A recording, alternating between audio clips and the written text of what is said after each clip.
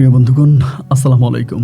দূরে কাছে দেশে অথবা সে বাইরে থেকে বন্ধুরা ঠিক এই মুহূর্তে যেখান থেকে বাস্তব পরীর অলৌকিক গল্প শোনার জন্য আমার সাথে জয়েন করেছেন আমি আপন।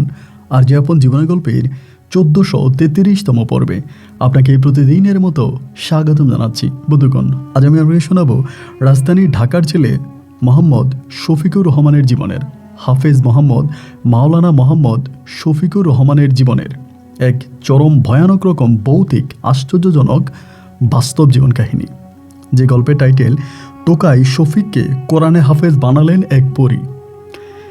এই গল্পটা আমার কাছে মনে হয় যে পুরোটা গল্প আমি যখন পড়লাম আমার কাছে মনে হচ্ছে যে এটা 70% কোনো একটা পরী ছিল, আবার মনে হয় 30% যে না এটা আসলেই কোনো একটা মানুষ, তবে সে একটা ভালো কাজ করেছে অন্য কোনো একটা পরীর রূপে।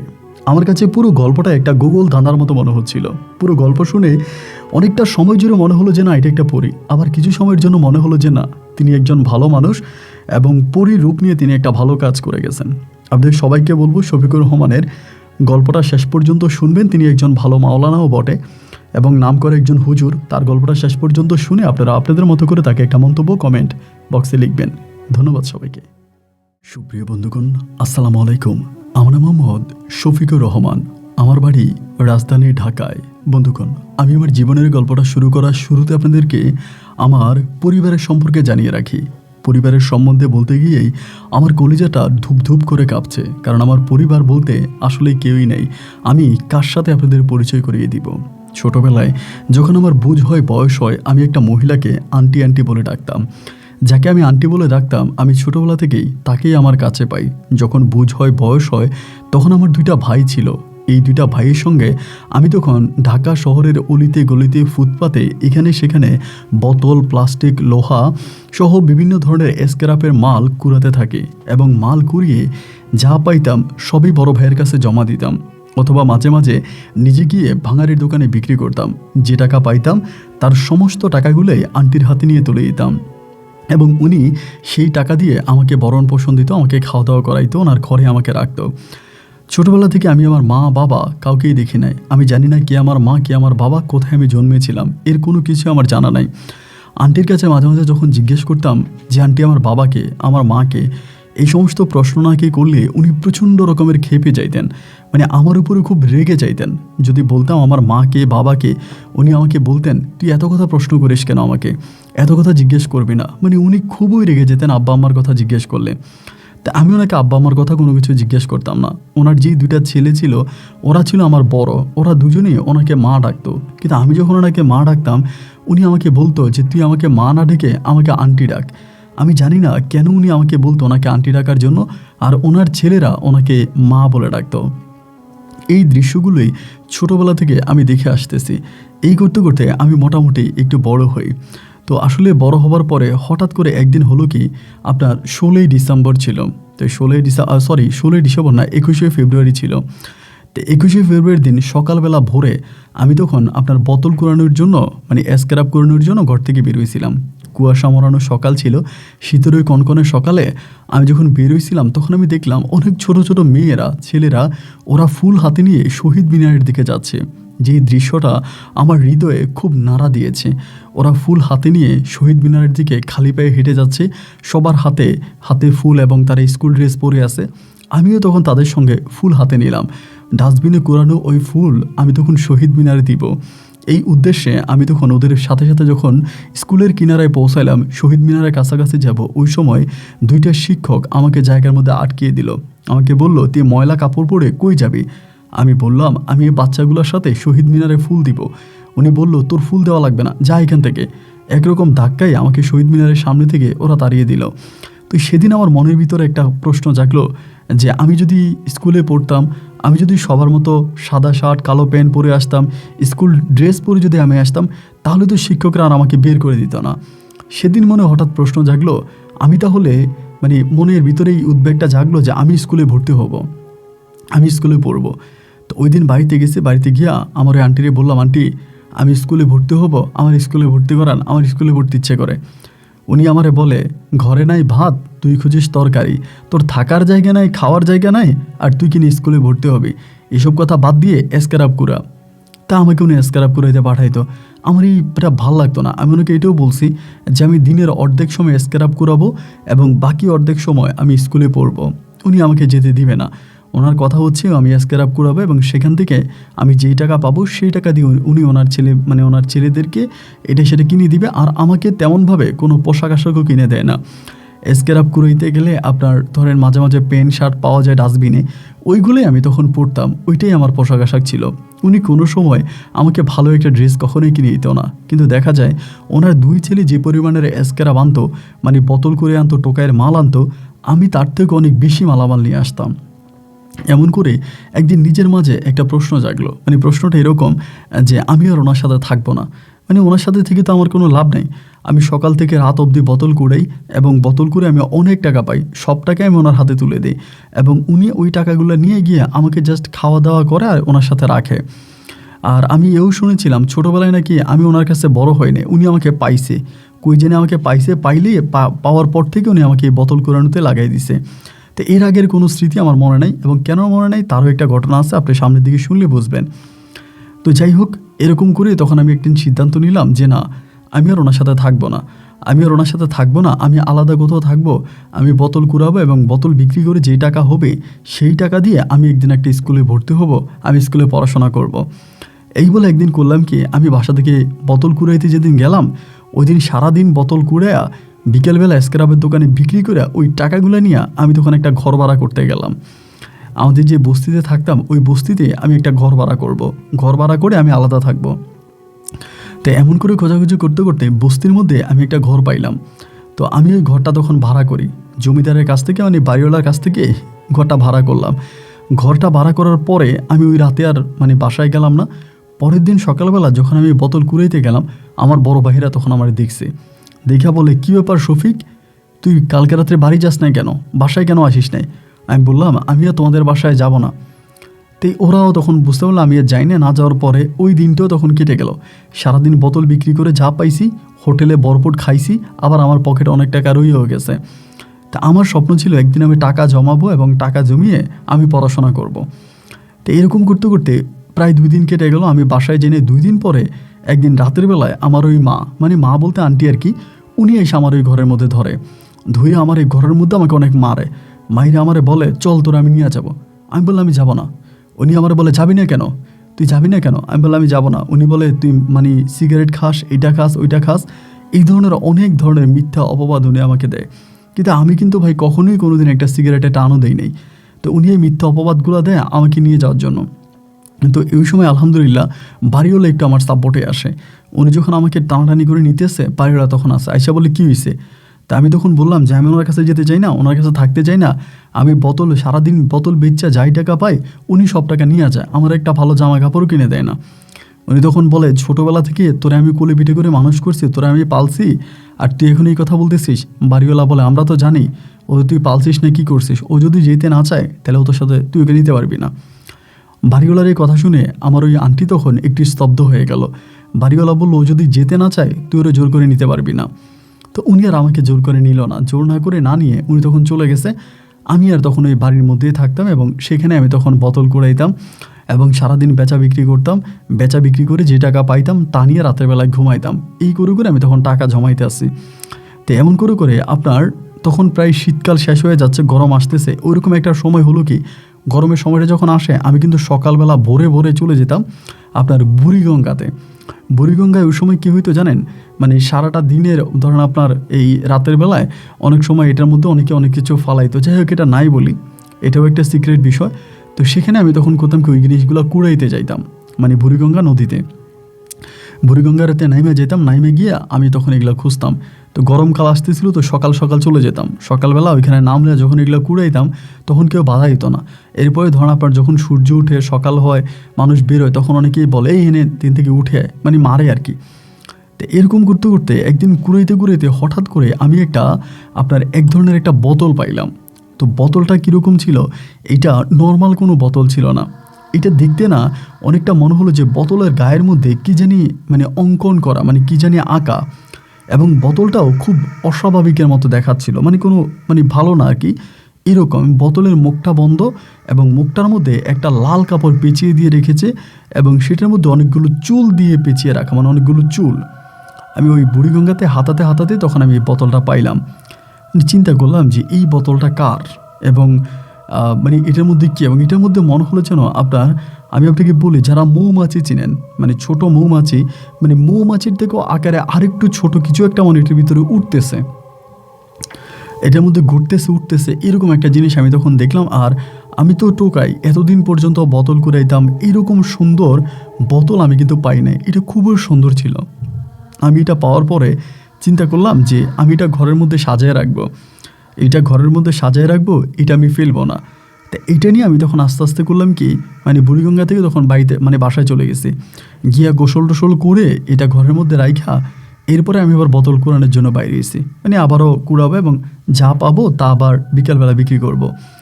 যথারীতি সারাদিন কুড়াইলাম শহরে এবং কুড়িয়ে যা পাইছি ওই বস্তা সহ স্ক্র্যাপের দোকানে দিয়া টাকাগুলো নিয়ে তেন আমি ঘরে আসছি। এবং ঘরে আসার পরে ওই দিন আমার ঘরের মধ্যে দারুণ এক সুঘ্রাণ, মানে আমার তো বস্তি এলাকা, সাথেই পায়খানা প্রস্রাব করার জায়গা, এখানে তো দুর্গন্ধ থাকার কথা, সবসময় তাই হয়, দুর্গন্ধ হয়। কিন্তু এই জায়গাটার মধ্যে ওই দিন মনে হচ্ছে যে দারুণ একটা গ্রান, মানে এত সুন্দর একটা সুঘ্রাণ। আমি তখন চিন্তা করতেছি যে কি ব্যাপার, এত সুন্দর সুঘ্রাণ আসলো কোত্থেকে, মানে খুবই মিষ্টি একটা গ্রান। ঘরের মধ্যে তখন এদিক সেদিক খুঁজতেছি, কোনো কিছুই পাই না। হঠাৎ করে আমার বোতলটা সামনে গেল, বোতলটার কাছে সামনে গিয়ে যাওয়ার পরে বোতলটার মধ্যে মুখের মধ্যে নাক দিয়ে আমার কাছে মনে হলো যে বোতলের ভিতর থেকে এই গ্রানটা আসতেছে, মানে দারুণ একটা গ্রান, এত মিষ্টি গ্রান আমার জীবনের আমি পাইনি, খুব চমৎকার একটা গ্রান। তো এবার আমি করলাম কি, আস্তে আস্তে করে চিন্তা করলাম যে বোতলের মুখটা খুলবো, ভিতর থেকে এত গ্রান কেন আসতেছে, বোতলের মুখটা খুলবো।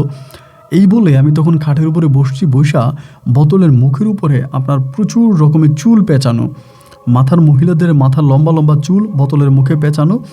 আমি তখন বোতলের মুখ থেকে আস্তে আস্তে করে এই পেঁচানো চুলগুলোকে খুললাম এবং পেঁচানো চুলগুলোকে খোলার পরে আমি আস্তে আস্তে করে বোতলের মুখটা খুললাম। বোতলের মুখটা যতই খুলতেছি আমার মনে হচ্ছে যে ভিতর থেকে দারুণ ঘ্রাণ আসতেছে এবং বোতলের মুখটা খোলা মাত্রই হঠাৎ করে আমার দরজার মধ্যে, বস্তির ঘর তো টিনের ঘর, দরজার মধ্যে কে জানি ধাক্কাইতে আসে, দরজা খোল। তখন প্রায় রাত হয়ে গেছে, 7টা কি 7:30 বাজে।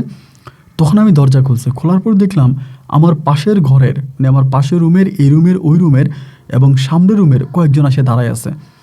তারা আমারে বলে, এই তুই ঘরের মধ্যে কি সেন্ট দিছিস, মানে কি পাইছিস, ঘরের মধ্যে কি দিলি, এত সুঘ্রাণ কেন, এত ঘ্রাণ আসতেছে কেন?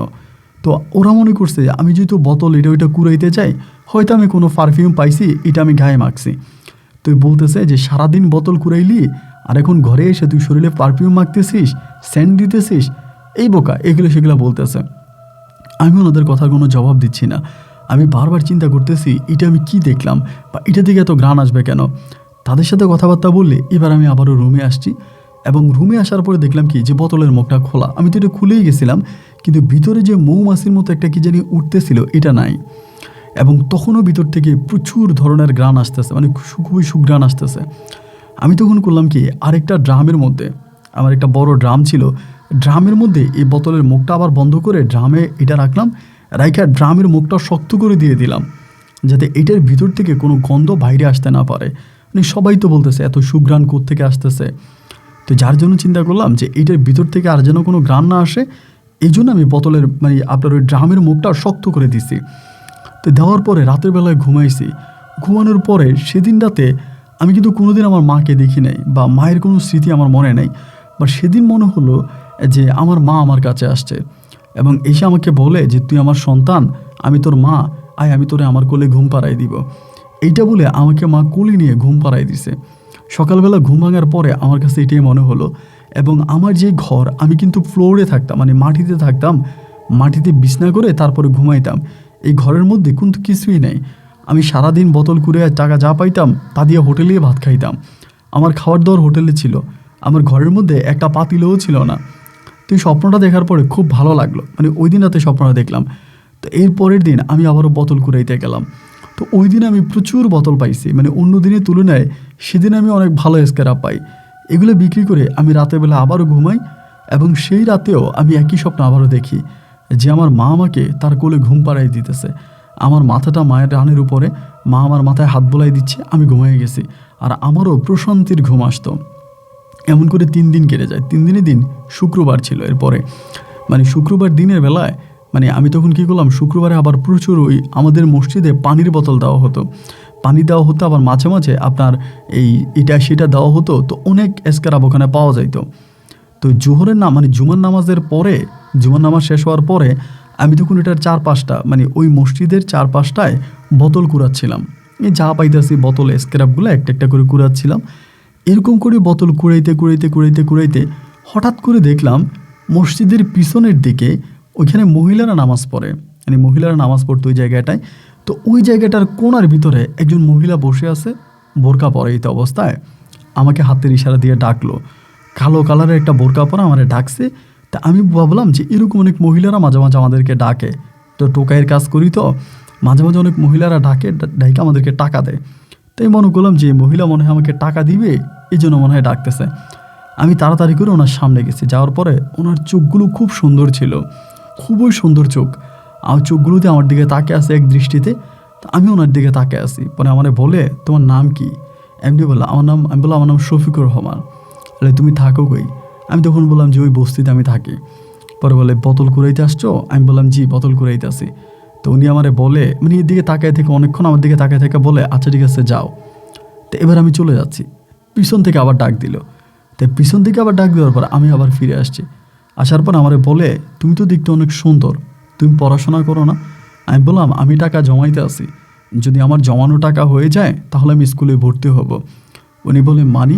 আমি বললাম যে আমি প্রতিদিন বোতল কুড়িয়ে যে টাকা পাই, খাওয়া দাওয়া করার পরেও আমার কাছে অবশিষ্ট কিছু টাকা থাকে, সেই টাকাগুলো আমি জমাইতে আসি। যেদিন আমার কাছে অনেক বেশি টাকা হবে, সেই টাকাগুলো দিয়ে এরপরে আমি স্কুলে ভর্তি হবো, আমি পড়াশোনা করব। উনি তখন একটা হাসি দিল মনে হলো। তো আমারে বলে, আমি যদি তোমাকে স্কুলে ভর্তি করাই তাহলে কি তুমি পড়বা? এমনি আমাকে বলে। আমি তখন বললাম, আপনি যদি ভর্তি করান আমি পড়বো, কিন্তু আমি আপনার সাথে যাইতে পারবো না, কারণ আমি জানি ঢাকা শহরে এরকম অনেকে অনেক কথা বলে এবং নিয়ে তারপরে বিক্রি করে দেয়। তো উনি বলে যে না, আমার সাথে তোমার যেতে হবে না, তুমি যে বাসায় আছো ওই বাসায় থাকবা, আমি তোমাকে ভর্তি করাবো, তুমি পড়বা। তো আমি বললাম যে ঠিক আছে, আমি একবেলা পড়বো আরেক বেলা বোতল কুড়াবো। উনি বলে একবেলা পড়বা আরেক বেলা বোতল কুড়াবা, আচ্ছা ঠিক আছে, তো তোমার আমি ভর্তি করাই দিলে তুমি যাবা? আমি বললাম জি যাবো।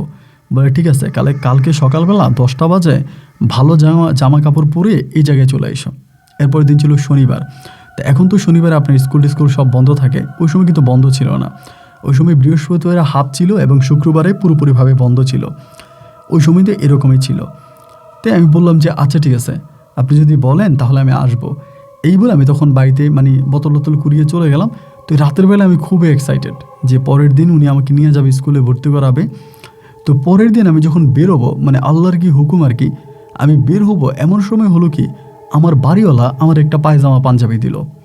উনি কিন্তু কোনোদিনও আমার কিছু দেয় নাই। ওনার বাড়িতে আমি অনেক দিন ধরে আসি, উনি হঠাৎ করে শনিবারে আমার বললো পায়জামা পাঞ্জাবিটা তোর জন্য আনছি, এটা পর। তো পায়জামা পাঞ্জাবি দেওয়ার পরে আমি তখন পায়জামা পাঞ্জাবি পরেই বেরোইছি। পায়জামা পাঞ্জাবি পরছি, সাদা পায়জামা পাঞ্জাবি পরে বেরোইছি। ওনার কাছে গেছি, যাওয়ার পরে উনি আমাকে দেখে বলতেছে, এই তোমার তো অনেক সুন্দর লাগে, চলো তোমার মাদ্রাসায় ভর্তি করাবো। স্কুলে না, তোমার মাদ্রাসায় ভর্তি করাবো, মাদ্রাসায় পড়বা। আমি বললাম মাদ্রাসা হোক আর স্কুল হোক আমার কোনো সমস্যা নাই, আমার পড়াশোনা করতে ইচ্ছে করে আমি পড়াশোনা করব। তো দেখেন ওই সময়টাতে আমার কাছে কিন্তু কোনো আইডি কার্ড নাই বা জন্ম নিবন্ধনের যে কাগজ বলেন, এগুলো কোনো কিছুই নাই। কোথাও ভর্তি হলে কিন্তু এই জিনিসগুলো প্রয়োজন। তো আমি ওই সময়টা আর বিষয়টা বুঝি নাই, এখন বুঝতেছি আর কি। উনি আমাকে তখন করলো কি, একটা মাদ্রাসায় ভর্তি করাই দিল, আমাদের এলাকা থেকে মোটামুটি দূরে একটা মাদ্রাসা। ওই মাদ্রাসা আমাকে ভর্তি করাই দিল ওই আইডি কার্ডটা দিয়ে, মানে ওনার যে কাগজ আছে ওই কাগজটা দিয়ে। তো ভর্তি করাই দিল। ভর্তি করাই দেওয়ার পর আমি ওখানে ভর্তি হয়েছি। তো ভর্তি হইলাম, ওখানে আবার কোরআন হাফেজি শিখায়, মানে হাফিজিয়া মাদ্রাসা আর কি এটা। তো উনি আমারে বলে যে তোমার এখানে ভর্তি করাই দিলাম, তুমি সকাল থেকে রাত পর্যন্ত এখানে পড়বা। তা আমি বললাম সকাল থেকে রাত পর্যন্ত এখানে পড়বো, তা আমি খাবো কি? আমি তো বোতল না কুড়াইলে আমার কাছে তো টাকা নেই, আমি কোথায় খাবো? উনি বলে খাওয়া দাওয়া নিয়ে চিন্তা করতে হবে না, তুমি কোনোদিনও ঘরের দরজা লাগেও না, ঘরের দরজা খোলা রাখো, আমি তোমার ঘরে খাবার দিয়ে আসবো। এই বলো, আপনি আমার ঘরে খাবার দিয়ে যাবেন? বলে হ্যাঁ, আমি প্রতিদিন তোমার ঘরে খাবার দিয়ে যাব, তবে আমার একটা শর্ত আছে। আমি বললাম শর্ত? কি শর্ত? বলে আমার প্রথম শর্ত হচ্ছে তোমাকে 5 ওয়াক্ত নামাজ পড়তে হবে, কখনো নামাজ অফ করতে পারবা না। আমি বললাম আচ্ছা ঠিক আছে পড়বো। আর সেকেন্ড সত্য হলো, আমি যে তোমাকে খাবার দিই বা আমি যে তোমাকে মাদ্রাসায় ভর্তি করাইছি এটা কারো কাছে বলতে পারবা না। তাই আমি বললাম আচ্ছা ঠিক আছে আমি বলবো না। এই বলার পরেই হলো কি, আমি তখন চলে গেলাম বাসায় এবং প্রতিদিন সকালবেলা আমি পায়জামা পাঞ্জাবি পরে ওনার এখানে পড়তে আসি, মানে মাদ্রাসায় পড়ি। বিকেলবেলা বাড়িতে যাওয়ার পরে আমি কিন্তু দরজা লাগাই যাইতাম না, দরজা খুলে রেখে যাইতাম, মানে এমনি জাস্ট টান দিয়ে যাইতাম আর কি। বিকেলবেলা যাওয়ার পরে দেখতাম যে পাতিলার মধ্যে আমার ভাত তরকারি সব আছে, এবং এরকম যে যেদিন আমার বিরিয়ানি খাইতে মন চাইতো ওই দিন দেখতাম বিরিয়ানি, যেদিন ভাত খাইতে মন চাইতো ওই দিন দেখতাম যে ভাত। কোত্থেকে আসে আমি তা জানি না। আমি পাতিলাটা দিলেগুলো ধুইয়া রাখা যেতাম সকালবেলা যাওয়ার সময়, বিকেলবেলা এসে দেখতাম যে এগুলোতে খাবার। এটা আসলে অনেকের কাছে মনে হতে পারে যে কি আমি জানি না, তবে আমার জীবনে যা ঘটেছে আমি তাই আপনাকে বলতেছি। পরে আমি ঘরে যাইতাম, মানে মাদ্রাসায় যাইতাম, আইসা দেখতাম যে খাবার। তো এরকম করে উনি আমার সাথে মাঝে মাঝে এসে দেখা করতো, আমাকে আবার টাকাও দিত, দেখা করতো, মাদ্রাসার ফি দিত, এটা ওইটা উনি আমাকে দেওয়া যাইতো। তো এমন করে দিতে অনেক দিন পরে একদিন হলো কি, মাদ্রাসার মধ্যে হুজুর আমাকে জিজ্ঞেস করতেছে আমার বাবার নাম। আমাদের যে হুজুর আছে, হুজুর আমাকে বলে যে শফিকুল তোমার বাবার নাম কি? তাই আমি আমার বাবার নাম বলতে পারি না, কারণ আমি তো আমার বাবার নাম জানি না, তো আমি বলবো কী করে, আমি তো জানি না আমার বাবার নাম কি। তো ওই বেঞ্চের ভিতরে, মানে ওই ক্লাসে অনেক বাচ্চারাই আছে, মানে সবাই আছে, সবাই তখন হাসতেছে। তা আমি আসলেই তো আমার বাবার নাম জানি না। উনি বলে তুমি তোমার বাবার নাম জানো না? আমি বললাম যে না জানি না। তো উনি কী করলো, তখন আমার ওই জন্ম নিবন্ধনের কাগজটা বের করলো, বের করে বলো এটা কার? আমি বললাম তো এটা কি আমি জানি না, আসলেই তো এটা কি আমি জানি না, এটা তো উনি জমা দিছে, আমি তো জানিও না। তো সেখান থেকে আমার বাবা মায়ের নাম আমাকে বলা হলো যে তোমার বাবার নাম এটা, মায়ের নাম এটা। তো বাপ মায়ের নাম আমি প্রথম জানতে পারি যেটা আমার বাবা মা। তো এই নামে তখন আমাকে ওই আমার বাবার পরিচয় দিয়ে আমাকে চিনতো বা আমাকে ডাকতো। এরকম করে দিন রাতগুলো কাটতেছে। আমি মাদ্রাসায় পড়তাম, বাড়িতে যাইতাম, বাড়িতে গেলে খাবার দাবার পাইতাম, মানে বাসায় গেলে খাবার দাবার পাইতাম, খাবার দাবার খাইতাম। এই করে একদিন দুই দিন তিন দিন কাটতে কাটতে একদিন মনের ভিতরে প্রশ্ন জাগলো যে উনি আমাকে খাবার দেয়। তখন আমি মোটামুটি প্রায় অনেকটা বড় হয়ে গেছি। এটা প্রায় বৎসরখানিক পরের কথা আপনাকে বলতেছি, মাদ্রাসায় ভর্তি হওয়ার প্রায় 1 বছর পরে। এই 1 বছর পর্যন্ত উনি আমার বস্তিতে আসতো, ওই ঘরে আমার খাবার দেওয়া যাইতো, আমি খাইতাম। আবার সপ্তাহে বা মাসে ওনার সাথে মাঝে মাঝে আমার দেখা হইতো রাস্তাঘাটে, এখানে সেখানে। উনি পর্দা করে বোরকা পরে আসতো। ওনার মুখ কিন্তু আমি কখনোই দেখি নাই, মানে ওনার মুখ আমার দেখা হয় নাই। উনি এখানে আসতো এবং এসে আমাকে টাকা দেওয়া যাইতো, মাদ্রাসার ফিস দেওয়া যাইতো এবং আমার হাত খরচের জন্য টাকা দিত, আর খাবার দাবার তো উনি প্রতিদিন দিয়েই যাইতো। তো একদিন আমি মনে বললাম যে আপনি কিছু মনে করবেন না, আপনাকে একটা কথা জিজ্ঞেস করি, যে আপনি থাকেন কই, মানে আপনার বাসা কই, এটা জিজ্ঞেস করি। উনি তখন আমাকে বলে যে আমার বাসা জানা কি তোমার জন্য খুব জরুরি? আমি বললাম না, আপনি আমাকে প্রতিদিন খাবার দেন, আমি আপনার খাবার খাই, বা আপনার সঙ্গে আমার একটা ভালো সম্পর্ক। আবার আমি কিন্তু ওনাকে মা করে ডাকতাম, উনি আমাকে বলতো মা বলে ডাকার জন্য, তা আমি ওনাকে মা করে ডাকতাম। আমি বলতাম যে আমার মনের ভিতরে প্রশ্ন জাগে আপনার বাসা কই, আপনি কোথায় থাকেন? তো উনি আমাকে বলে যে ঠিক আছে, তুমি যদি এরকম করেই বলতেছ, আমার ঠিকানা তোমার জানতে হবে, তাহলে দেখাই দিই, দেখো। উনি আঙ্গুল দিয়ে একটা বিল্ডিং দেখিয়ে দেয়। এটা আমার মাদ্রাসা থেকে মোটামুটি একটু দূরেই একটা বিল্ডিং, দোতলা একটা বিল্ডিং। উনি বলে ওই বিল্ডিংয়ে আমি থাকি, দোতলায় আমি থাকি, তবে তুমি কোনোদিনও ওই বিল্ডিংয়ের সামনে যেও না, কখনোই বিল্ডিংয়ের সামনে যাবা না, এবং কখনোই আমাকে রাস্তাঘাটে দেখলে আমাকে ডাকবা না। আমি তখন বললাম কেন? উনি বলল তার কারণ হচ্ছে আমার হাজব্যান্ড, আমার যে স্বামী আছে, উনি এগুলো পছন্দ করে না। বাইরের কোনো ছেলেকে আমি পড়াশোনা করাইতেছি, তাকে খাবার দাবার দিতেছি, এটা যদি আমার হাজব্যান্ড বা আমার পরিবারের লোকেরা জানতে পারে, তাহলে তারা আমার ঝামেলা করবে। যার কারণে তুমি কিন্তু কোনো দিনও আমাদের ওইখানে যাবা না, মানে বাসায় যাবা না। যদি তোমার আমাকে খুব বেশি প্রয়োজন হয়, আমাকে মন থেকে ডাকলে আমি তোমার কাছে চলে আসব। এরকমভাবে তিনি আমাকে বলল। তো আমিও তখন ওনার কথা ওভাবেই নিলাম। এমন করতে করতে আমি প্রায় মাদ্রাসার শেষের দিকে চলে আসছে, মানে আমি প্রায় কোরআনে হাফেজ হয়ে যাব, খুব লাস্ট পাড়ার দিকে আসি। তো ওই দিনও করলো কি, উনি আমাকে একদিন একটু বেশি টাকা দিল। আমার একটু বেশি টাকা দিয়া বললো যে তুমি তো এখন কোরআনে হাফেজ হয়ে যাবা, হাফিজিয়া শেষ করার পরে তোমার মাদ্রাসায় যত বাচ্চা আছে, হুজুর আছে, সবাইকে তুমি মিষ্টি খাওয়াইবা। মানে আমার একটু বেশি টাকা দিল। দেওয়ার পরে আমি তখন সবার জন্য মিষ্টি কিনলাম, এবং মিষ্টি কিনে আমি তখন সবাইরই মিষ্টি খাওয়াইলাম। আমি তখন কোরআনে হাফেজ হয়ে গেলাম। তো আমি যেটা মনে করতাম, উনি আমার গোপনে গোপনে সাহায্য সহযোগিতা করে, আমাকে টাকা পয়সা দেয়। ওনার হাজব্যান্ড বা ওনার অন্য পরিবারের লোকেরা জানলে ওনার ক্ষতি করবে, এই জন্য উনি কারোর সাথে কোনো কথা না বলে আমাকে গোপনে গোপনে সাহায্য করে। এটাই ছিল আমার ভাষ্য মতে আর কি, মানে আমার চিন্তা ভাবনা। তো যাই হোক, ওনার ওই আমার ওই চিন্তা ভাবনা মোতাবেকে আমি তখন ওনার সাথে থাকতে শুরু, মানে ওই হাফিজিয়া শেষ করলাম। তো হাফিজিয়া যখন আমি শেষ করলাম, কোরআনে হাফিজ হয়ে গেলাম কম সময়ের ভিতরে। তো আমার বয়স তখন আপনার এরকম হবে যে 15 বছর হবে, 14 বা 15 বা এর বেশি হবে না, 14-15 এরকম বছরেই আমি তখন হাফিজিয়া শেষ করছি। তো হাফিজিয়া শেষ করার পরে আর মাদ্রাসা যাই না, তখন মাদ্রাসা শেষ, বাসার মধ্যেই থাকি। উনি আমার সাথে মাঝে মাঝে বাসায় দেখা করতে আসে, কথা বলে, এবং তখন থেকে কিন্তু উনি আর আমাকে খাবার দিত না, আমাকে প্রতি মাসে টাকা দিত, আমি রান্নাবান্না করে খাইতাম, বাসায় রান্নাবান্না করতাম, উনি টাকা দিত, আমি মাছ ডাল চাউল এগুলো আনতাম, এনে আমি খাইতাম। এই করতে করতে তখন আপনার রমজান মাস আসে। তো রমজান মাসের সময় উনি আমাকে বললো, একটা মসজিদের ঠিকানা দিল আমাকে, বললো ওই মসজিদে ওরা হাফেজ নিবে, তা তুমি একটা কাজ করো, ওই মসজিদে দেখো তোমাকে চাকরিতে নেয় কিনা। আমার বয়সটা যদিও কম ছিল, বাট আমি দেখতে শুনতে অনেকটা বড় হয়ে যাই, শরীরের গঠন অনেক বেড়ে যায়, অনেকটা লম্বা মোটা হয়ে যায়। মানে আমার যে বয়স এত কম তা দেখলে কেউই বলবে না। এত কম বয়সে আমি তখন একটা মাদ্রাসায় চাকরি নেই, মানে একটা মসজিদে চাকরি নেই 1 মাসের জন্য, যে আমি মসজিদে নামাজ পড়াবো, মসজিদে নামাজ পড়াবো এই বলে 1 মাসের জন্য একটা মসজিদে আমার তখন চাকরি হয়। তা আমি সেই মসজিদে যাই, এবং যাওয়ার পরে সেখানকার লোকজনদেরকে আমি তখন নামাজ পড়াই, পুরো 1 মাস তারাবির নামাজ পড়াই মসজিদে আপনার এই রমজান মাসে।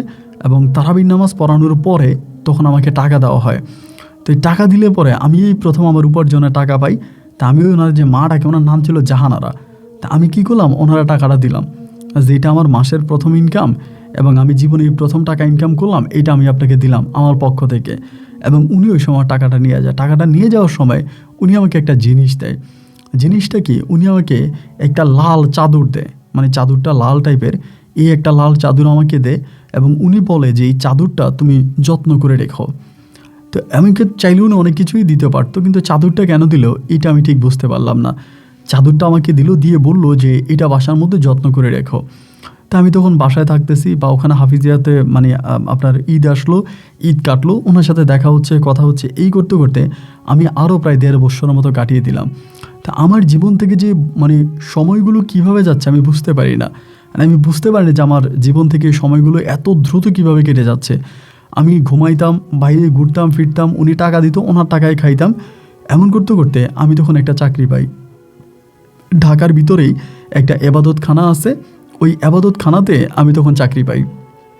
এবাদতখানায় চাকরি পাওয়ার পরে আলহামদুলিল্লাহ আমি চিন্তা করলাম যে আমি ওখানে চাকরি করব। এবাদতখানায় তখন চাকরি করতেছি, 1 দিন 2 দিন 3 দিন করে দিনগুলো কাটতেছে, প্রায় 3 মাসের মতো আমি এবাদতখানায় চাকরি করি। ওই এবাদতখানাটা ছিল ঢাকার থেকে মোটামুটি একটু বাইরে, মানে ঢাকা শহরের বাইরে। একদিন বিকেলবেলা আমার মা আমার সাথে দেখা করতে আসে। তো উনি আমার সাথে বিকেলবেলা দেখা করতে আসে, দেখা করতে আসলে ওনার সঙ্গে আমার ওখানে দেখা হয়, এবং দেখা হলে পর অনেকক্ষণ কথাবার্তা বলি, উনি আমাকে কিছু টাকা দেয়, এবং টাকা দিয়ে উনি তখন চলে যায়। এবং উনি চলে যাওয়ার পরপরই যেটা হইল, ওই গ্রামেরই একটা লোক, যে লোকটার নাম হচ্ছে আনোয়ার, মানে সবাই ওনাকে আনোয়ার কবিরাজ বলে আর কি, আনোয়ার নামের একটা লোক তখন এই দৃশ্যটা দেখে। ওই লোকটা তখন দেখে যে ওনার সাথে আমি বসে বসে কথা বলতেছি। তো উনি এটা দেখার পরে আমি তখন, আমার মা যখন চলে যায়, আমি তখন ওখান থেকে উঠে আসি। এটি একটা পুকুর ঘাটের মতো, মানে অজুখানার মতো ছিল আর কি, অজুখানার সামনে দাঁড়িয়ে দাঁড়িয়ে মানে বসে বসে কথা বলি।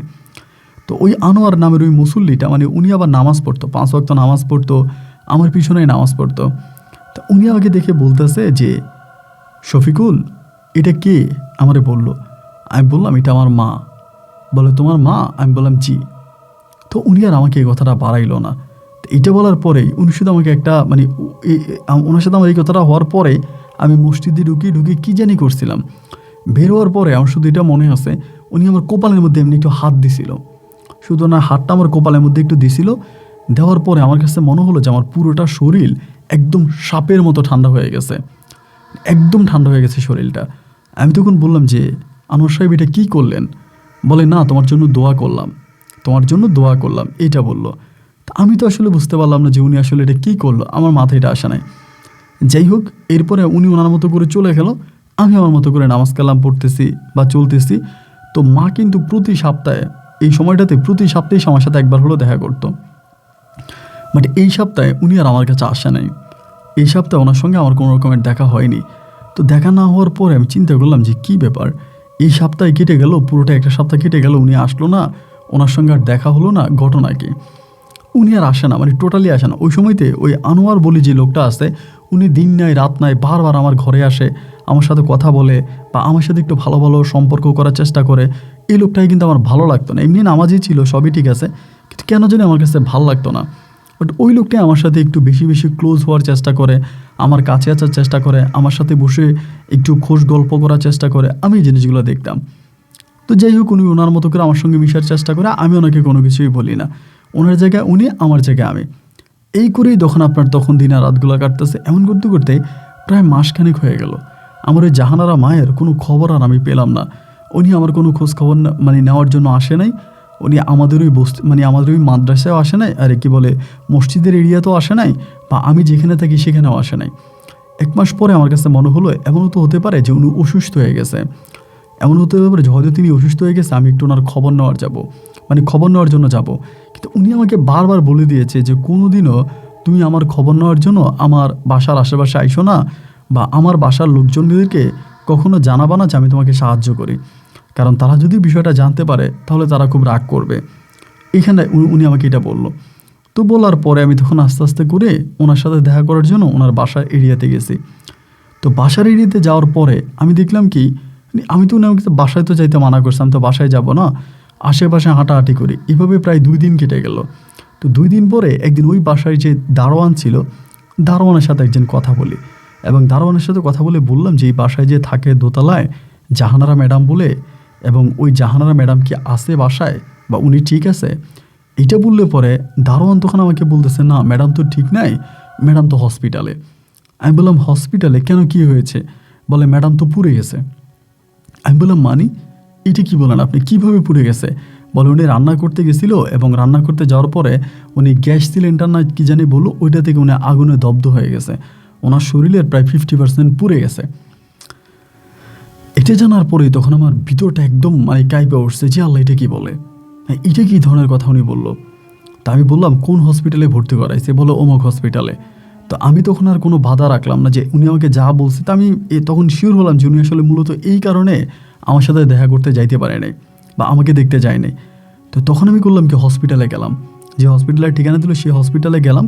এবং হসপিটালে যাওয়ার পরে আমি তো কোনো কেবিন নাম্বার জানি না বা কোথায় আছে তা জানি না, পুনরায় আবারও ওই দিন সারাদিন খুঁজে বিকেলবেলা আবার ওনার বাসায় আসছে, মানে ওনার ওই বিল্ডিংয়ে আসছে। আইসে আমি বললাম যে আমি ওনার আত্মীয়, ওনার বাসায় কে কে আছে? ওনার ছেলে আছে, মেয়ে আছে, ওনার হাজব্যান্ড আছে। আমি বললাম আমি ওদের কাছে যাব, যেহেতু উনি হসপিটালে, আবার শত বাধা ওভারটেক করে হলেও আমি ওনাকে দেখবো আর কি, এই চিন্তা ভাবনা। তখন আমি বাসার মধ্যে গেলাম। বাসায় যাওয়ার পরে দারোয়ান আমাকে নিয়ে নিয়ে গিয়ে বলতেছে যে আপনাদের বাসায় মেহমান আসছে। তো তখন একটা ছেলে মানে দরজা খুলে দিল, আমার মতো বয়সী। তো মানে আমার মতো বয়সী ছিল। আমি তো হাফেজ, দাড়ি রাখতাম, ছোটো বয়স থেকে দাড়ি রাখি, বা যখন থেকে দাড়ি উঠছে তখন থেকে দাড়ি আর কামাই নেই, সবসময় পাঞ্জাবি টুপি পরি, ওভাবেই চলাফেরা করি। তারপরে ছেলেটা আমারে বলতেছে আপনি কে? আমি বললাম আমার নাম শফিকুর রহমান, এটা কি জাহানারা ম্যাডামের বাসা? বলে হ্যাঁ। আমি বললাম আপনার কী হয়? উনি বলে আমার মা হয়। আমি বললাম উনি কোথায়? বলো হসপিটালে। আমি বললাম কী হয়েছে? বলে আমু তো পুড়ে গেছে। আপনি কে? আমি তখন বললাম যে আমি একটু আপনার আম্মাকে দেখতে যাব, আমি একটু আপনার আম্মাকে দেখতে আসছি। তো ওই ছেলেটার সাথে কথা বলতে বলতে তখন ওনার হাজব্যান্ড, মানে জাহানারা ম্যাডামের হাজব্যান্ড তখন আসে, এসে আমাকে বলে যে হুজুর আপনাকে তো চিনলাম না। আমি বললাম যে আমি অমুক জায়গায় অমুক মসজিদের ইমামতি করি, আমি একজন ইমাম, তো আমি আসলে আপনার ওয়াইফকে দেখতে আসছি, উনি অসুস্থ শুনে আমার ভিতরে খারাপ লাগছে, ওনাকে দেখতে আসছি। তো আমাকে বলে আমার ওয়াইফের সাথে আপনার পরিচয়? আমি বললাম না, উনি মাঝে মাঝে আমাকে দেখলে আমাকে দান সরকাত করতো, ভালো একজন মহিলা, তো আমি ওনার শরীরের খোঁজ খবর নিতে আসছি। তো ওনার হাজব্যান্ড বললো উনি তো হসপিটালে। আমি বললাম তা তো জানি, কোন হসপিটালে? বললো অমুক হসপিটালে। আমি বললাম আমাকে কি একটু দেখানো যাবে? বলে হ্যাঁ চলেন। তো উনি আমাকে তখন সাথে নিয়ে দিল, এবং যাওয়ার পরে একটা গাড়ি নিল, তখন তারা যাইতেছে।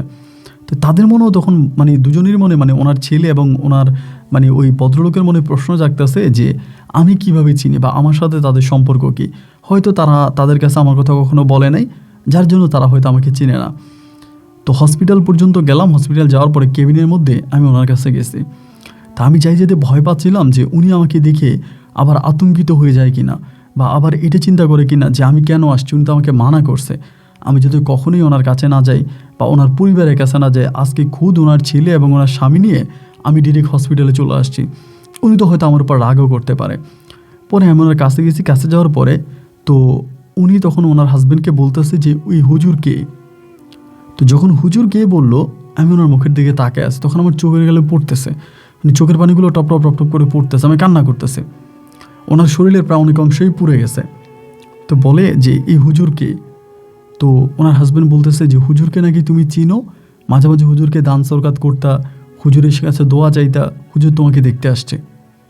পরে উনি আমারে সালাম দিল, খুব অপরিচিত মানুষের মতো করে, একেবারে সম্পূর্ণ অপরিচিত মানুষের মতো করে সালাম দিল, কথাবার্তা বললো, এবং বলার পরে উনি ওই জায়গা থেকে তখন মানে আমি তখন চলে আসছি। আসার পর আমি চিন্তা করলাম, মনে হয় ওনার হাজব্যান্ড আছে এবং ওনার ছেলে আছে, এই জন্য মনে হয় তাদের সাথে আমার সামনে কথা বলতে চাই নাই, এবং মেবি তারা যদি না থাকে তাহলে হয়তো আমার সাথে কথা বলবে, এখন হয়তো তারা আছে এই জন্য আমার সাথে কথা বলতে চাই নাই, মানে আমি এটাই মনে করছি। তো এইটা মনে করার পরে আমি তখন এখানে চুপচাপ বসে আছি। তো ওনার হাজব্যান্ড সবাই চলে গেল, ওইখানে একটা কাজের মহিলা আছে, শুধু মহিলা, মানে ওই জায়গায় যখন দেখলাম ওনার হাজব্যান্ড চলে গেছে, ছেলে চলে গেছে, তখন আমি ওনার বেডের কাছে আবারও গেছি। যাওয়ার পরে দেখলাম যে কাজের মহিলাটা সম্ভবত ওই কাজের মেয়েই হবে, এটা আছে। পরে আমি কাজের মেয়েটারে বললাম যে আমি জাহানারা ম্যাডামের সাথে একটু কথা বলবো। বলে হ্যাঁ বলেন না। তাই আমি কাছে গেলাম, যে জিজ্ঞেস করলাম যে মা আপনি ভালো আছেন? তো এইটা বলার পরে উনি আমার দিকে তাকায় আছে, খুব মানে মায়ার নজরে তাকায় আছে, তাকায় থেকে বলে হ্যাঁ আমি ভালো আছি, তবে আপনি আমাকে মা ডাকতেছেন কেন? তা আমি বললাম যে আপনি আমার মা হবেন, তা আমি আপনাকে মা ডাকবো না। তো এই সময় আমি ভাবলাম যে কাজের মেয়েটা আছে, যার জন্য হয়তো উনি আমার কাছে মানে আমার কাছে কথা বলতে যাচ্ছে না বা লুকাচ্ছে। পরে আমি বললাম যে আপনি এত বড় অসুস্থ হয়ে গেলেন, আমি কোনো খবর পাইলাম না, আমার ভিতরে অনেক কষ্ট জমে গেছে, আমি আপনাকে দেখতে আসছি, আপনি আমার জন্য যা করেছেন নিতান্তই তা তো মানে আপনি ছাড়া তো এই পৃথিবীতে আমার কেউ নেই। এগুলো বলতেছি আর উনি যেন আমার দিকে আরও অবাক হয়ে তাকাইতেছে, মানে আরও অবাক নজর আমার দিকে তাকাইতেছে। মানে উনি আসলে মানে ওনার চোখে মুখের যে ভঙ্গিমা, মানে তা দেখে মনে হয় যে উনি আসলে আমাকে চিনেই না, আমি যেই কথাগুলো বলি উনি অবাক হইতেছে। তো পরে আমি যখন কাজের মেয়েটারে বললাম যে আপনি একটু বাইরে যান, আমি একটু ওনার সাথে কথা বলি, তো উনি তখন কাজের মেয়েটারে বললো যে না তুমি যেও না, আমি তো হুজুরকে চিনি না, মানে পুরোপুরি চিনি না বললো। তো কাজের মেয়েটা যেহেতু আছে ভাবলাম ওর সামনে মনে হয় বলে নাই, তা আমি ওখান থেকে চলে আসছি। যেহেতু মাদ্রাসায় চাকরি মানে ইমামতি করে আমার চাকরিও চলে যাবে, তো সাথে সাথে আবার ওই মসজিদে চলে গেছি।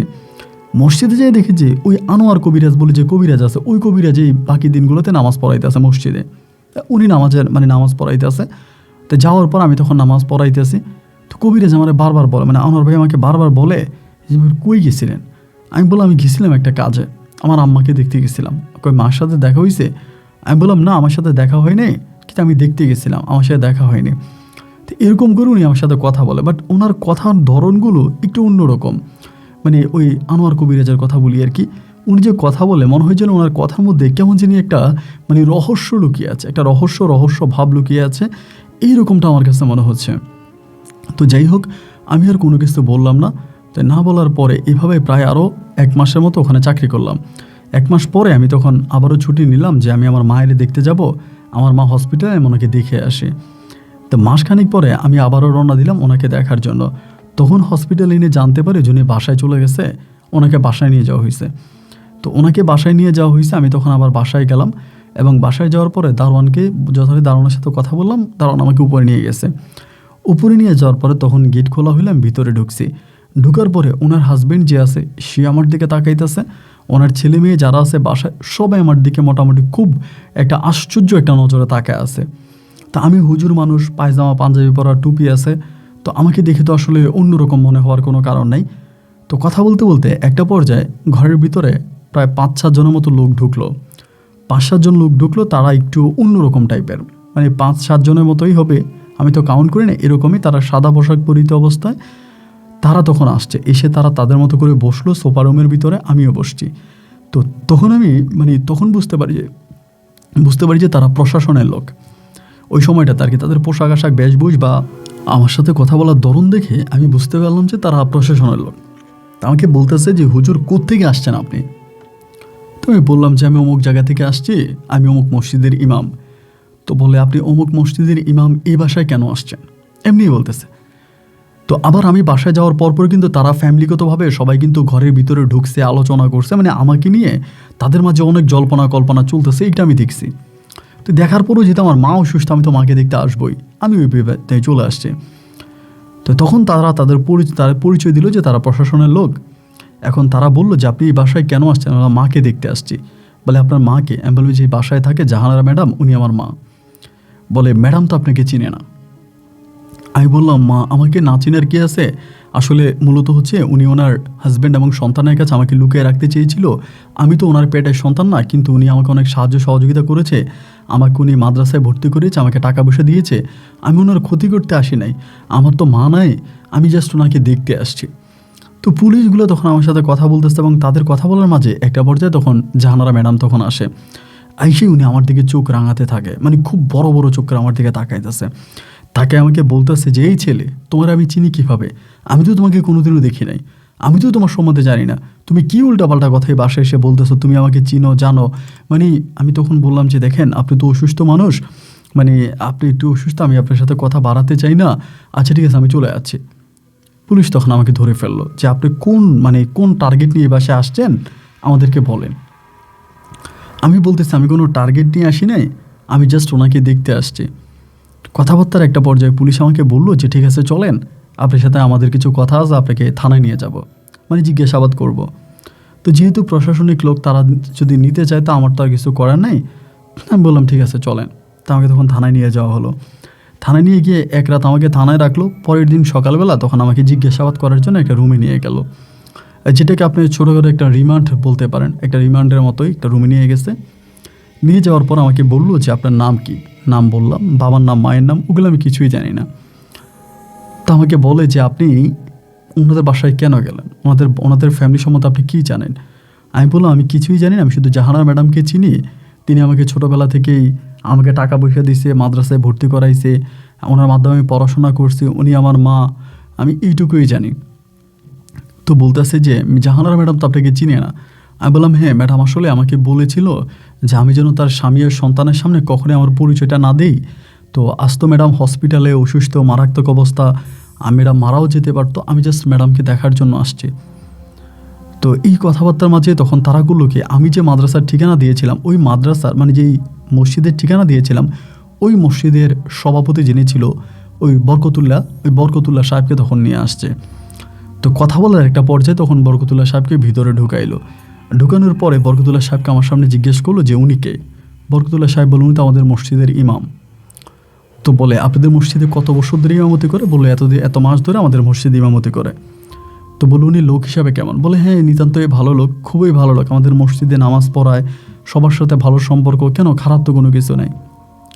তারপরে বলল যে না, উনি একটা বাসায় গিয়ে একটা মহিলাকে মা দাবি করতেছে, কিন্তু ওই মহিলা তো ওনাকে চিনে না। তো বরকতুল্লাহ সাহেব তখন বলতেছে দেখেন আমি তো আর এসব জানি না, উনি কাকে কোথায় কিভাবে মা ডাকতেছে এসব তো আমি জানি না, তবে উনি আমাদের মসজিদে ইমামতি করেছে এবং তিনি মানুষ হিসাবে খুবই ভালো। এই কথা বলার পর তখন বরকতুল্লাহ সাহেবকে ওখান থেকে বের করে দেওয়া হয়। তা আমাকে আরেকদিন ওখানে আটকায় রাখে, আরেক রাত আটকায় রাখে। তো এর পরের দিন সকালবেলা আরেকজন পুলিশ আসছে এবং ওই পুলিশটা একটু মানে ভালো টাইপের আর কি। উনি এসে আমাকে ওখান থেকে বের করে আমাকে বলে যে দেখেন শফিক সাহেব, আপনি একজন আলেম মানুষ, শুধু আলেমই নয়, আপনি একজন কোরআনে হাফেজ। আপনার জীবন পড়ে বা আপনার স্টোরি দেখে আমার কাছে খুবই খারাপ লেগেছে, এবং আপনি যে মহিলাটাকে আপনার মা দাবি করেন তিনি আদত আপনার মা নয়, আপনার হয়তো কোনো সমস্যা আছে, আপনি ডাক্তার দেখান অথবা আপনি কোনো মানসিক একজন ডাক্তারের কাছে যান, আপনার ব্রেনের পরীক্ষা করান। এই মহিলা আপনাকে চিনে না, আমরা অনেকভাবে তার সাথে কথা বলেছি এবং ব্যক্তিগতভাবে মহিলার সাথে আপনার কোনো সম্পর্ক নাই, আমরা আপনাকে ছেড়ে দিচ্ছি যেহেতু আপনি কোরআনে হাফেজ এবং একজন হুজুর, বাট বিনীতভাবে অনুরোধ করতেছি আপনি কখনও কোনো দিন আর এই মহিলার সঙ্গে দেখা করার জন্য যাবেন না, যাতে আমরা কখনোই আর জানতে না পারি যে আপনি মহিলার সঙ্গে দেখা করতে গিয়েছেন। তো আমি বললাম যে দেখেন উনি আমার মা, আমি ওনাকে দেখতে যাব না? বলেন না, যদি এটা বলেন তাহলে আমরা কিন্তু আপনাকে ছাড়বো না, আমরা আপনাকে এখানে আরও দিন আটকায় রাখবো। আমি বললাম ঠিক আছে, আমার মাই যদি আমার সাথে দেখা করতে না চায়, উনি যদি নিজে আমার কাছ থেকে দূরে সরে যেতে চায়, তাহলে তো আমি যাব না। বলে ঠিক আছে, এ বলে তারা তখন আমার কাছ থেকে একটা সিগনেচার রাখে, এই জায়গায় একটা সিগনেচার রাখে এবং সিগনেচার রাখার পরে আমাকে তখন ছেড়ে দেওয়া হয়। ছেড়ে দেওয়ার পরে আমি তখন আমার ওই মসজিদে যাই। মসজিদে যাওয়ার পরে জানতে পারি আমার মসজিদে চাকরি নেই। তো মসজিদের সভাপতি বরকতুল্লাহ এবং আরও কয়েকজন লোক মিলে তখন বসছে, সেখানে আনোয়ার কবিরাজও ছিল। সবাই তখন আমাকে বলতেছে যে হুজুর আপনার ব্রেনে সমস্যা আছে, আপনার মাথায় সমস্যা আছে, আমরা অনেক দিন ধরে খেয়াল করতেছি যে আপনি ঠিকমতো নামাজ কালাম পড়ান না, বা নামাজের সময় আপনি অনেক সূরা ভুলে যান, আপনি একজন ছোট মানুষ, কোরআনে হাফেজ, আমরা এত কম বয়স্ক হুজুর রাখতাম না, কিন্তু এরপরও আপনাকে দেখে ভালো লাগছে আমরা আপনাকে রাখছি, কিন্তু এখন আপনাকে আর আমরা রাখবো না, আপনাকে আমরা বিদায় করে দিব। তো তো সেখান থেকে আমার চাকরিটা তখন চলে যাবে। ওই একটা পর্যায়ে তখন আনোয়ার কবিরাজ তখন দাঁড়াইছে। আনোয়ার কবির দাঁড়াইয়া সবাইরে বলতেছে যে দেখেন, উনি আমাদের মসজিদে বহু মাস ধরে ইমামতি করে এবং তার সূরা কেরাতগুলো এত সুন্দর, এত সহি শুদ্ধভাবে পড়ে, যা অন্য কোনো কবিরাজরা পড়তে, মানে অন্য কোনো হুজুরা পড়তে শুনি নাই। তা আমি একজন মুরব্বী মানুষ, মুরব্বী হিসাবে আমি আপনাদের কাছে অনুরোধ করি যে আপনারা ওনারা আপাতত চাকরিতে রাখেন, আপনারা চাকরি থেকে বিদায় করেন না। তা আনোয়ার কবিরাজের অনুরোধে তখন ওই সভাপতি বা অন্য অন্য লোকেরা বললো যে আচ্ছা ঠিক আছে, যে আপনি যেহেতু বলতেছেন তাহলে থাক। এবার আমাকে আবার চাকরিতে রেখে দিল। এবার চাকরি করতেছি, অলওয়েজ ওই আনোয়ার কবিরাজ আমার সাথে কথা বলে, আমার সাথে দেখা করে, এরকম করে উনি আমার পুরো সাথে সাথে, মানে আমার সাথে সাথে লেগে আছে। এই করতে করতে আমি সারাক্ষণই একটা চিন্তায় থাকতাম। একদিন বিকেলবেলা আমি আমাদের উঁচুখানার ওখানে বসে আছি। বসে থাকা অবস্থায় আনোয়ার কবিরাজ কোত্থেকে জানে আসছে, এসে আমাকে বলে যে হুজুর, আজকে রাতে আমার বাড়িতে আপনি ভাত খাবেন, আমার বাড়িতে আপনার দাওয়াত। তো আমি বললাম যে আচ্ছা ঠিক আছে, আলহামদুলিল্লাহ, আমি তাহলে যাবো। এশার নামাজ পড়ছি, নামাজ পড়ার পরে আনোয়ার কবিরাজ আমাকে নিয়ে তার বাড়ির পথে রওনা দিল। তো বাড়ির পথে রওনা দিল, আমি ওনার সাথে বাড়িতে যাচ্ছি। বাড়িতে ওনার মানে বাসায় আর কি, ওনার বাসায় গেলাম।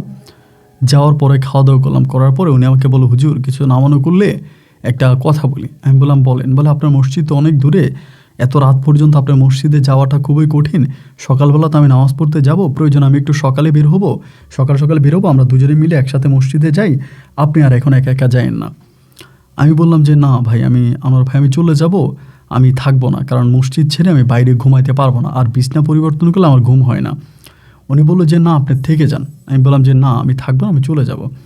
তো উনি পেছন থেকে বলতেছে আপনি যদি থাকেন তাহলে আপনার উপকার হবে।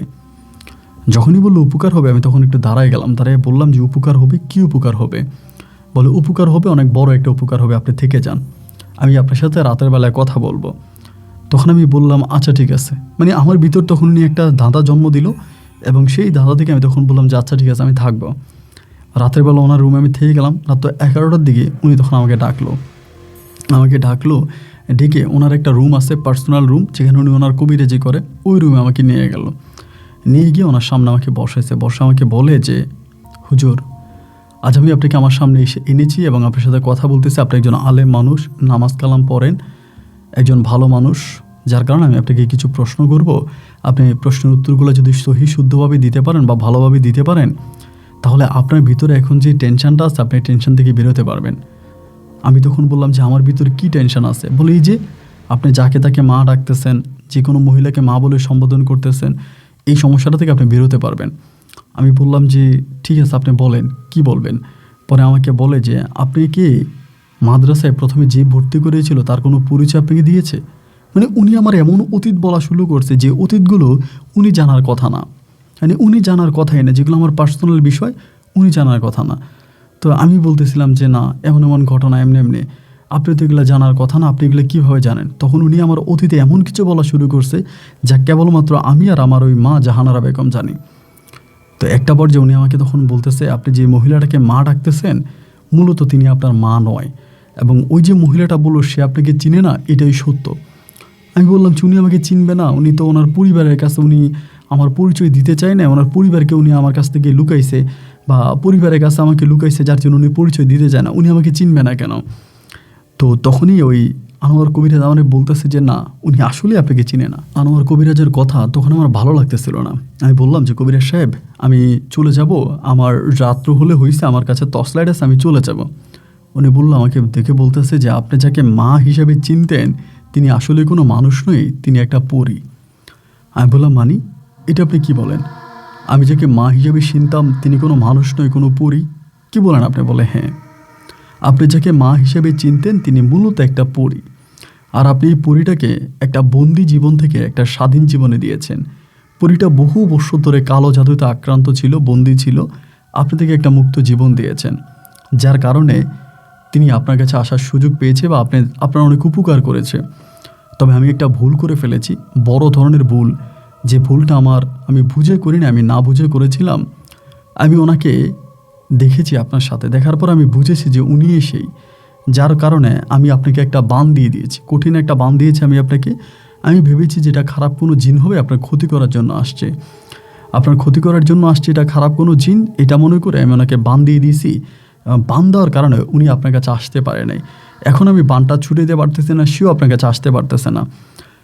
তা আমি বললাম যে আমি আপনার কথা বুঝি নাই, মানে আপনি এগুলো কী বলতেছেন? মানে কেউ যদি সাপ গলায় দিয়েও বলে জাহানারা নামের যে মহিলাটা আমাকে সাহায্য করেছে তিনি একজন পরী ছিল, এইটা আমি কখনোই বিশ্বাস করব না এই কারণে যে উনি দিনের পর দিন রাতের পর রাত আমার সঙ্গেই ছিল, আমার সাথেই ছিল, আমাকে খাওয়াইতো, দাওয়াইতো, আমাকে টাকা দিত, পয়সা দিত, আমি ওনাকে দেখতাম এবং উনি আমার সামনে দাঁড়িয়ে থাকতো। সেই মানুষটা একটা পরী, এটা তো আমার কাছে কোনোভাবেই বিশ্বাস হবে না। আনোয়ার কবিরাজ আমাকে বলতেছে যে উনি একজন পরী এবং আপনি যে জাহানারাকে আপনি মা ডাকতেছেন ওই জাহানারার সঙ্গেও উনি ছিল, কিছুদিন ধরে জাহানারার সঙ্গেও ছিল এবং থাকার পরে জাহানারাকে তখন তারা তাবিজ দিয়ে বহু কষ্টের পরে তারা জাহানারার শরীর থেকে ওনাকে বের করে দিয়েছে। উনি এখন জাহানারার শরীরেও ঢুকতে পারে নাই এবং আপনার শরীরের কাছেও যাতে আসতে না পারে, আপনার বডি যাতে ঢুকতে না পারে, আমি আপনাকে একটা শরীরে বাঁধ দিয়ে দিছি। ওই বাঁধের কারণে উনি আপনার কাছেও আসতে পারে নাই। তো আমি পরিশেষে এটা নিয়ে আলোচনা করি, আমার যে জিন আছে আমার জিনের সঙ্গে আমি আলোচনা করি এবং আলোচনা করে জানতে পারি যে উনি আপনাকে অনেক উপকার করেছে, আপনাকে কোনো ক্ষতি করেনি, যার কারণে আপনার শরীরের বানটা আমি খুলে দিয়েছি, কিন্তু এরপরেও উনি কেন আপনার মাঝে আসতেছে না এটা আমি বুঝতেছি না। মানে তখন আমি ওনার কথাও কিছুটা বিশ্বাস করি, কারণ বিশ্বাস করি এই মর্মে যে উনি আমার যে ধরনের হারানো অতীতের কথাগুলো বলতেছে এই অতীতগুলো তো কোনোভাবে ওনার জানার কথাই না, এই অতীত সম্বন্ধে তো উনি জানেই না, তাহলে তিনি আমার এই অতীত নিয়ে কীভাবে কথা বলবে? তার মানে হচ্ছে তিনি যা বলতেছে তার মাঝে কিছুটা হলেও সত্যতা আছে। তখন আমি বললাম যে আমি আমার মা জাহানারাকে দেখতে চাই, আপনি যেভাবেই পারেন আমার মা জাহানারাকে আমার কাছে আনার ব্যবস্থা করে দেন। তিনি বলল যে না, আমার কাছে কোনো ক্ষমতা নাই জাহানারকে আপনার কাছে আনার, আমি শুধু আপনার শরীরের বাঁধনটা খুলে দিয়েছি, কিন্তু বাঁধনটা খুলে দেওয়ার পর উনি আপনার শরীরে আসার কথা, কিন্তু উনি কেন আসে না এটা একমাত্র উনিই ভালো জানে, আমি বলতে পারি না। তবে আমার বিশ্বাস কোনো না কোনো একদিন উনি আপনার কাছে আসবেই, কোনো না কোনো একদিন উনি আপনার কাছে আসবেই এবং আপনি সহি নিয়তে হালাল নিয়তে আপনি ওনাকে চান এবং আল্লাহ তাআলা ওনাকে আপনার কাছে এনে দেবে, আপনি আপনার সহি নিয়তে তাকে ডেকে যান। এই কথা বলার পরে উনি বলল যে আপনি কি আজকে রাতে থাকবেন না চলে যাবেন? আমি বললাম না, আমি থাকবো। তো এটা বলার পরে আমি ওনার বাসায় থেকে গেলাম। সকালবেলা ফজরের আজানের আগে ঘুম থেকে উঠে তাহাজ্জুদ ওনার ঘরে পড়লাম, পরে ওনাকে নিয়ে তখন মসজিদে রওনা দিলাম। আজান দিলাম, ফজরের নামাজ পড়াইলাম, সব মুসল্লিরা চলে গেল এবং আনোয়ার কবিরাজও চলে গেল। আমি শুধু মসজিদের মধ্যে একা একা বসে আছি, বসে বসে চিন্তা করতেছি যেটা কি হলো আমার সঙ্গে, মানে আমার সঙ্গীটা কি হইল? আদৌ আমি যাকে মা ডাকতাম, যিনি আমাকে ছোটোবেলা থেকে একরকম পড়াশোনার খরচ দিয়েছে, আমাকে একজন টোকাই থেকে কোরআনে হাফেজ বানিয়েছে, একজন ভালো মাওলানা বানিয়েছে, তিনি কোনো মানুষ নয়, তিনি একটা পরী, এটা আমি কীভাবে বিশ্বাস করি? এটা তো আমার বিশ্বাস হওয়ার কথা নয়। আবার পুলিশের কাগজে সিগনেচার করে আসছি, ওনার কাছে কখনো যাব না, বা যাকে মা ডাকতাম তার কাছে কখনোই যাব না, এরকমও একটা মানে চিন্তা ভাবনা করেছি যে না ওনার কাছেও যাব না, তাহলে আমি করবোটা কি? আমি মানসিকভাবে প্রচুর ভেঙে পড়ছিলাম। এভাবে প্রায় 2 থেকে 3 মাসের মতো কেটে যায়। আমার মা পরী হোক আর মানুষ হোক, সে আর কখনোই আমার কাছে আসে নাই। 3 মাস পরে সে এলাকার লোকজন আমাকে বলল যে আপনি তো আমাদের মসজিদে ইমামতি করেন, বয়স কম, আমাদের ছেলের বয়সী, আপনি একটা কাজ করেন, আপনি একটা বিয়ে করে ফেলেন। যদি আপনি বিয়েটা করে ফেলেন তাহলে হয়তো মানে আপনার ভালো কিছু হতে পারে বা আপনি সব টেনশন থেকে বেরোতে পারবেন। সবাই তখন আমাকে বিয়ের জন্য চাপ দিচ্ছে এবং চাপ দেওয়ার পরে আনোয়ার কবিরাজের ভাতিজি হয় সম্পর্কে, মানে আনোয়ার কবিরাজের ভাতিজি সম্পর্কে হয়, ওই ভাতিজিকে তখন আমাকে বিয়ে করাবে, এই নিয়ে তখন মানে গ্রামের মানুষ বা ওখানকার মানুষ কথা বলতেছে। তো আমার তো আসলে কোনো আত্মীয় স্বজন নাই বা আমার কোনো কিছুই নেই, আমার কোনো ঠিকানাও নাই। পরে আমি রাজি হলাম, মেয়ে দেখার জন্য গেলাম, আনোয়ার কবিরাজের ভাইয়ের মেয়ে, ছোটো ভাইয়ের মেয়ে। তো দেখলাম, দেখার পরে আমি বললাম যে ঠিক আছে। তো ওরা যেহেতু পরিবার ভালো আছে, সম্ভ্রান্ত পরিবার, ভালো পরিবার, তো ওই পরিবারের মেয়ে শাহিনা আক্তার নামক একটা মেয়ে, আমি তখন ওই মেয়েটারে বিয়ে করলাম। বিয়ে করার পরে আমার তো আসলে উঠানোর কোনো জায়গা নেই, মসজিদে ইমামতি করি, অল্প কয়েক টাকাই বেতন পাই।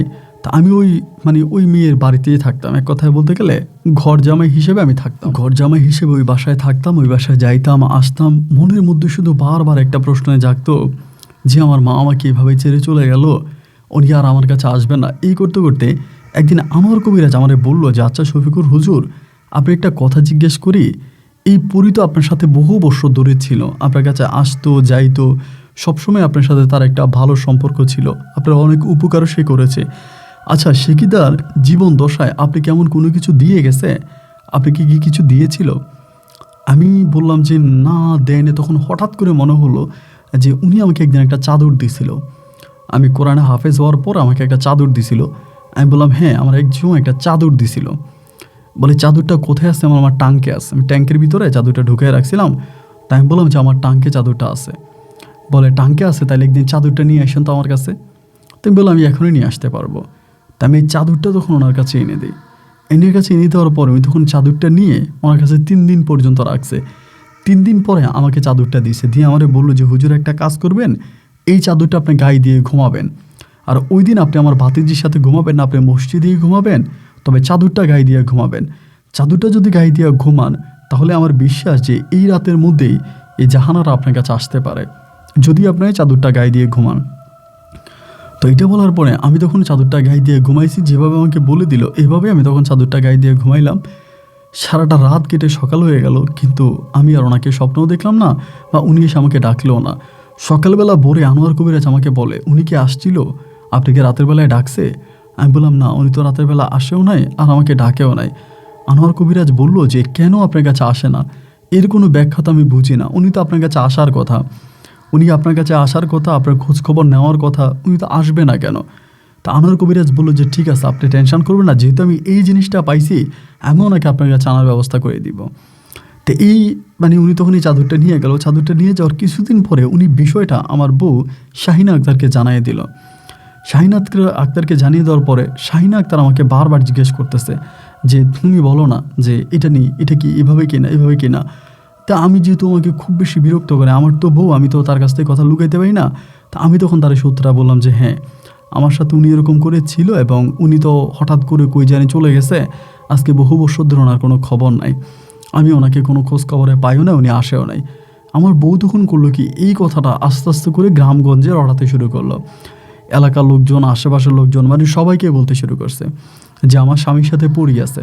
এবং আনোয়ার কবিরাজও তখন লোকজনের কাছে কথাটা বলতো। এবার দেখা যায় আনোয়ার কবিরাজের কাছে তো বিভিন্ন মানুষ আছেই কবিরাজি চিকিৎসা নেওয়ার জন্য, আমার কাছেও আসতো।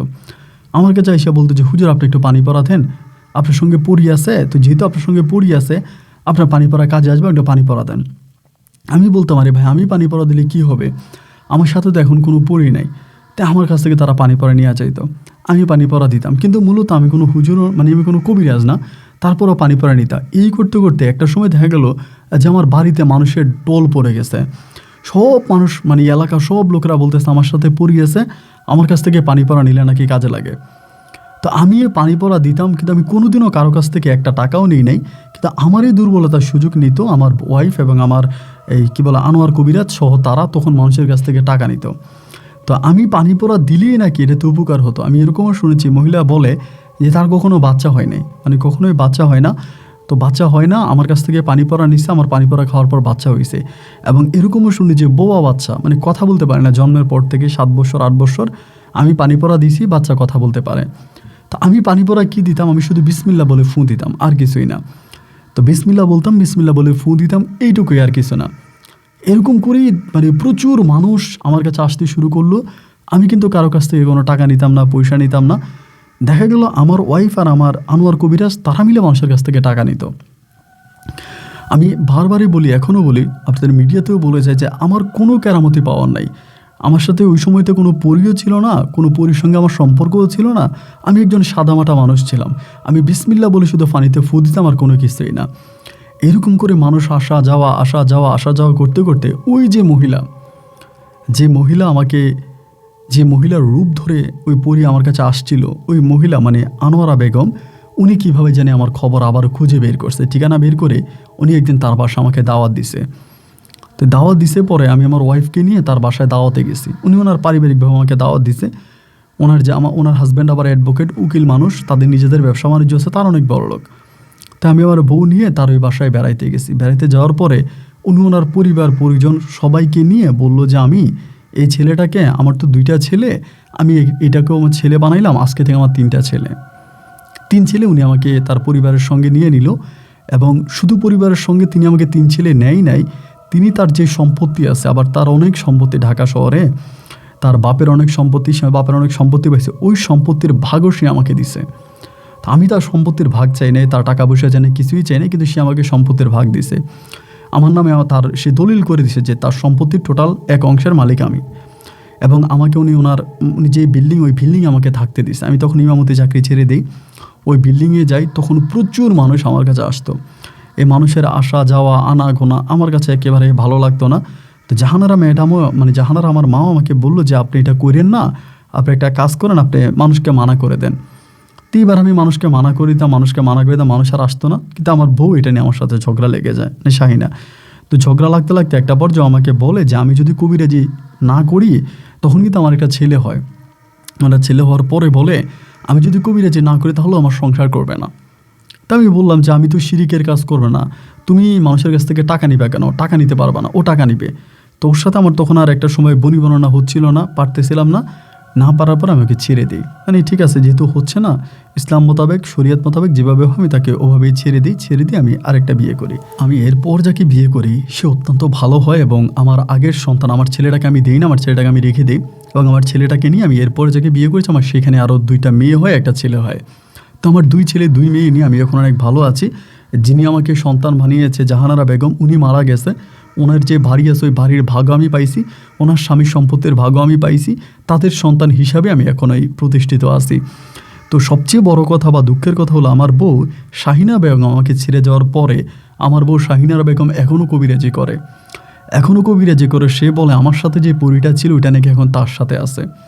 এখনও সে কবিরাজি করে, তার বাড়িতে প্রচুর মানুষ যায়। কেন যায় বা সে কী কবিরাজ করে এটা আমি জানি না। এবং আনোয়ার কবিরাজ বলে যে লোকটা ছিল উনিও মারা গেছে, উনিও বেঁচে নেই। তো আমার জীবনে যা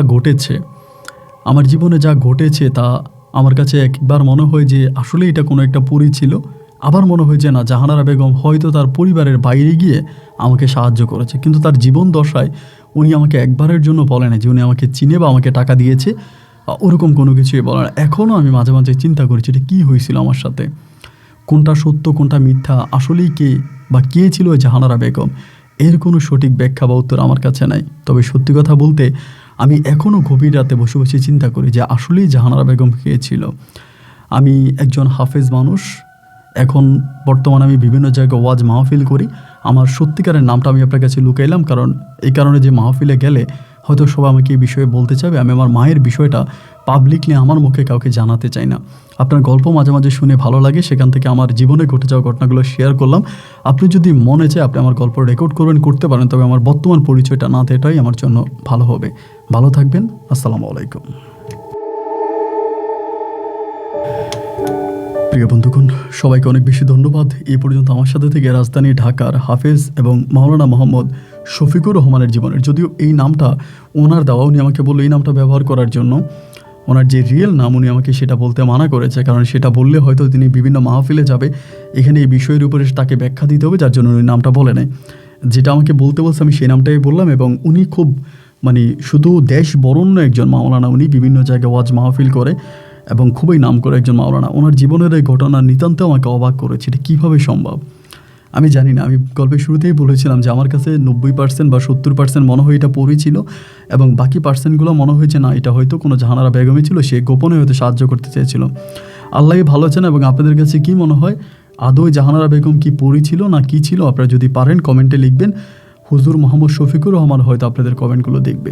সবাইকে ধন্যবাদ জানিয়ে আমি আজকের মতো এখানেই বিদায় নিচ্ছি। আপনার সাথে আবার দেখা হবে নতুন দিন নতুন কোনো গল্পে। আল্লাহ হাফেজ অ্যান্ড আসসালামু আলাইকুম।